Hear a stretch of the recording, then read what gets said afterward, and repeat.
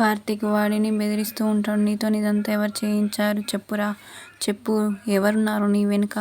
ఒక రెస్టారెంట్ కానీ ఏ ఫ్యాక్టరీ అయినా కానీ ఇంత కష్టపడితే ఎంత పేరు వస్తుంది. నీలాంటి ఒక బొద్దింక చాలరా ఈ రెస్టారెంట్లు ఇవన్నీ కుప్పకూలడానికి అని కార్తీక్ వాడిని బెదిరిస్తూ ఉంటాడు. వాడేమో జ్యోత్స్న వైపు చూస్తూ ఉంటాడు.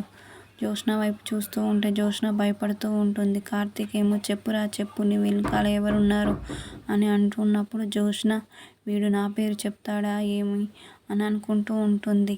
మళ్ళీ జ్యోత్స్న వైపు చూస్తూ ఉంటాడు. సార్ నేను ఇది చెయ్యలేను సార్, నా వెనకాల ఎవరు లేరు సార్ అని అంటూ ఉంటాడు. అప్పుడు శివనారాయణ పోలీస్కి చెప్తాం రా కార్తీక్, అప్పుడు వాళ్ళే తేల్స్తారు ఎవరు వెనకాల ఉన్నారని శివనారాయణ అంటూ ఉంటాడు. అప్పుడు కార్తీక్ పోలీసులకు ఫోన్ చేద్దామని అనుకుంటున్నప్పుడు దీప వచ్చి వద్దు బావ, ఎందుకు వీడిని పోలీసులు చెప్తే మళ్ళీ 3 రోజులకు బయటకు వచ్చేస్తాడు, అప్పుడు వేస్ట్, మనం చేసిన పని కూడా వేస్ట్ అని అంటూ ఉంటుంది. వీడి వీడియో ఒక సోషల్ మీడియాలో పెడదాం, అప్పుడు వీడి బండారం అంతా బయటపడుతూ ఉంటుంది అని అంటుంది దీప. అప్పుడు జ్యోత్స్న అమ్మయ్య నన్ను ఈ దీప కాపాడింది అని అనుకుంటూ ఉంటుంది.